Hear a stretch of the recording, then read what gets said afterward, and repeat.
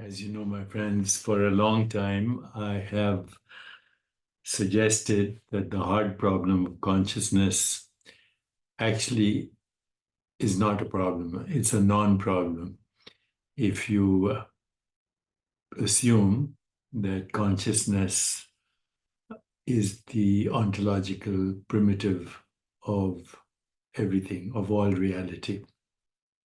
Right now, science is stuck, mainstream science is stuck because it's trying to figure out how an object, an unconscious object, your brain is an unconscious object, how that produces everything from thoughts and feelings to emotions to desires to aspirations to self-reflection to intuition to insight to imagination to creativity to any experience.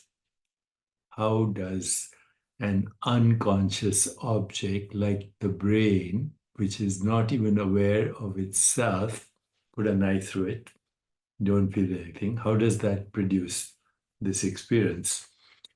So I think we have to abandon the idea that unconscious objects, such as the brain, produce experience and consider conscious subjects as fundamental rather than unconscious objects. And this has huge implications. It requires a fundamental shift in our understanding of reality. It requires a fundamental reformulation of our understanding of objects and perception. The objects we perceive may be better understood, as my friend Don Hoffman says, as icons of a species-specific interface rather than insights into object reality. This view challenges the assumption that physical objects and space-time are fundamental. Instead, these may be species-specific perceptual adaptations. This view necessitates developing a mathematically precise theory of conscious objects from which objects and physics would emerge. This is what Don Hoffman and his partner Chetan Prakash are doing exactly, formulating a mathematically precise theory of conscious subjects from which objects and physics emerge. This reformulation suggests our perceptions and awareness have inherent limitations shaped by evolution rather than providing complete insights into reality. It also implies that consciousness is the fundamental matrix from which all perceived experience emerges. Some people suggest the theory of panpsychism. I reject that because panpsychism assumes the existence of matter, whereas what I'm saying right now, matter is what humans label as their own species-specific perceptual activity.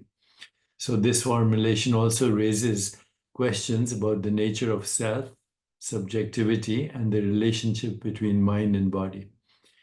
This reformulation challenges reductive materialistic views that try to explain consciousness in terms of brain activity. And this reformulation requires integrating insights from diverse fields beyond just neuroscience, including philosophy, arts, meditation practices, so that we can actually understand that all these are activities in consciousness. So if we do consider conscious subjects as fundamental, then this will change our reality of space-time. It will change our experience of everything. It would challenge the primacy of space-time itself, suggesting that conscious experience may be more fundamental than the physical universe we perceive. Space-time could be viewed as an emergent property or interface arising from interactions between conscious agents rather than an objective external reality. This reformulation would require developing new mathematical frameworks to describe conscious subjects and their interactions, from which space-time and physics would emerge as projections or approximations. Our perception of time flow and the now moment would need to be accounted for in terms of conscious experiences rather than physical processes.